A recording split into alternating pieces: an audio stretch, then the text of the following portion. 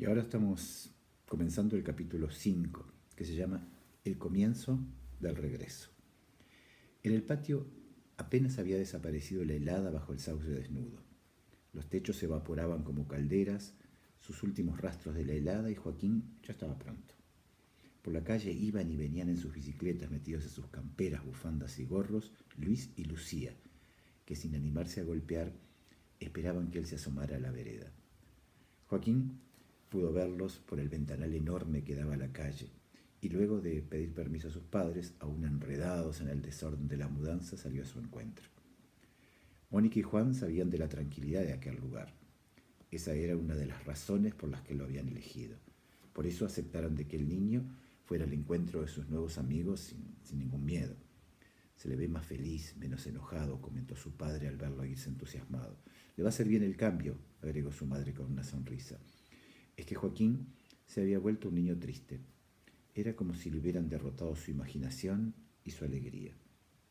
Él no era así, y sin embargo en poco tiempo había cambiado muchísimo. No salía a jugar al sol, no quería más amigos que Martín, que vivía más o menos en un mundo similar al suyo.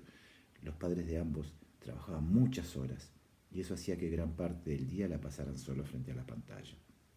Juan y Mónica habían llevado a Joaquín al pediatra y por recomendación suya hacía ya un tiempo que un hombre grande, alto, de lentes y con mucha paciencia lo esperaba semanalmente en su consultorio para charlar un poco de lo que el niño sentía.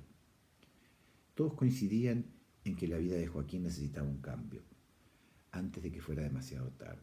Bueno, no solo la de él, sino la de sus padres, que últimamente se veían más o menos en los retratos que adornaban la casa. Juan tenía 3 horas de transporte para llegar a su trabajo, y era muy aburrido ese transporte. Y no le voy a detallar ahora, porque no tiene nada que ver con esta historia, todo ese tiempo que Juan invertía en llegar al trabajo. Mónica trabajaba en una fábrica.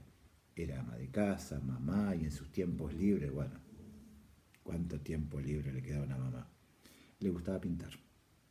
Así que ese cambio se hacía urgente para todos, y debería ser una revolución, mover los esquemas de la familia para crecer y lograr sanar y salvarse de eso que a su alrededor era ya una epidemia, y a la que, sin muchas vueltas, le podríamos llamar consumitis crónica.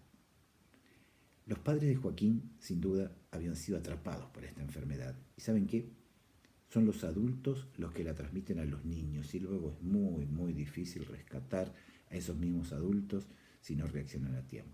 En fin, por suerte, las cosas estaban cambiando, y levantarse en su nueva casa se había convertido ya para el niño en una aventura, más aún luego de haber conocido a Lucía. Era como si de pronto la niña le hubiese abierto la puerta a un mundo distinto, divertido, lleno de posibilidades de crear. Hasta por momentos lo hacía olvidar de su cuarto y su tan querido Martín, con el que había perdido todo contacto. Últimamente su amistad era más virtual que mano a mano, excepto cuando en el recreo intercambiaban figuritas, la pelota y direcciones de la web. Lucía era diferente. Les había contado que a unas cuadras de allí vivía una señora de bastón a la que todos llamaban abuela Alma, aunque en realidad no era abuela de ninguno, y tampoco ese era su nombre. Pero se la conocía así en el barrio y todos la querían mucho. Ella amaba a los niños, disfrutaba creando historias para ellos y se las contaba cuando iban a visitarla.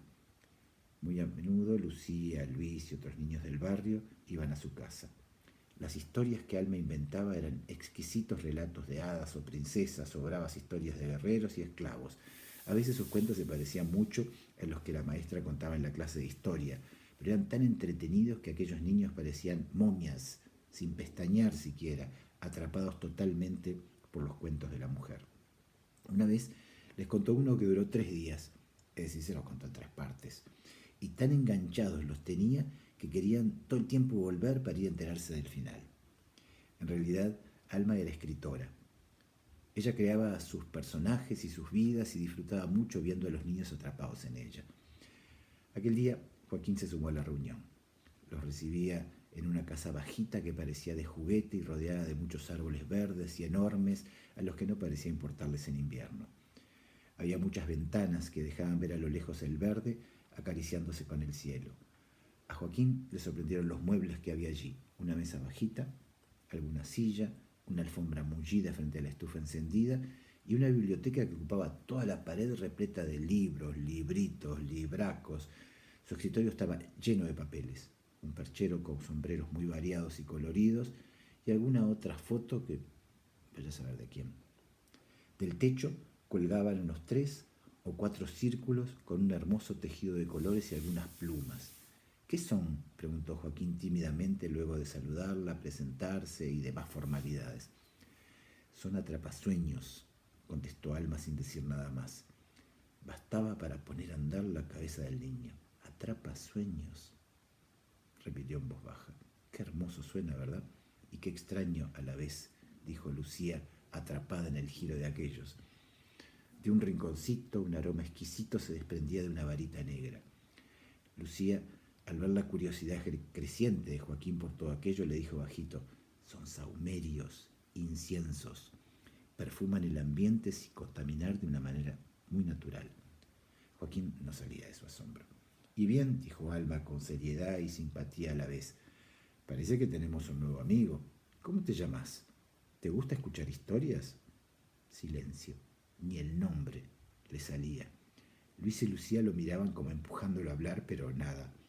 Hasta que por fin se animó y contestó: mi nombre es Joaquín, y no sé si me gusta o no escuchar historias. Hace mucho, cuando era casi un bebé, mi mamá me las contaba para dormirme.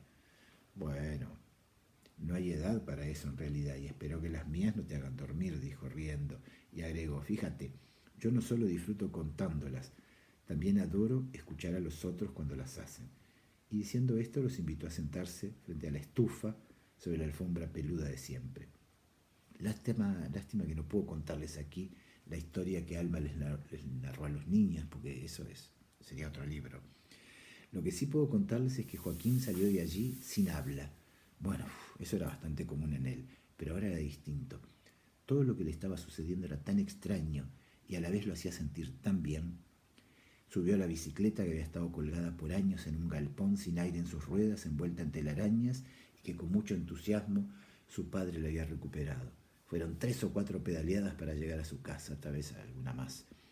Casi no se despidió de sus amigos en el afán de entrar y compartir con su madre lo que había vivido. No le cabían las palabras en su boca. Quizás no era el cuento en sí, sino la forma en que Alma lo contaba. Corrió a su cuarto, sacó una enorme caja de colores y en una hoja blanca de su impresora multifunción, que milagrosamente dormía en una caja por falta de energía, se sentó a dibujar el dragón. Habían acordado con sus nuevos amigos llevarle de regalo a la abuela Alma la parte que más les había impresionado de la historia, y para él, sin dudas, era la aparición de aquel enorme animal escupiendo fuego, que había sido la más impresionante de todas.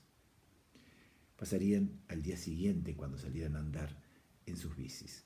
Así, Alma tendría más dibujos para agregar a la ya llenísima carpeta que atesoraba cada una de las ilustraciones que los niños le llevaban luego de oírla. Juan había llegado de su trabajo y, parado junto a Mónica, no lo podía creer. Hacía años que el niño no se veía así. Le parecía mentira volver a ver a Joaquín, que era, cuando uno hablaba media lengua, capaz de sorprenderse, de reír, de disfrutar con lo simple. El niño feliz que había sido. Sabían que ellos eran responsables de todo lo sucedido y estaban dispuestos y a tiempo de repararlo. En fin, Joaquín estaba regresando.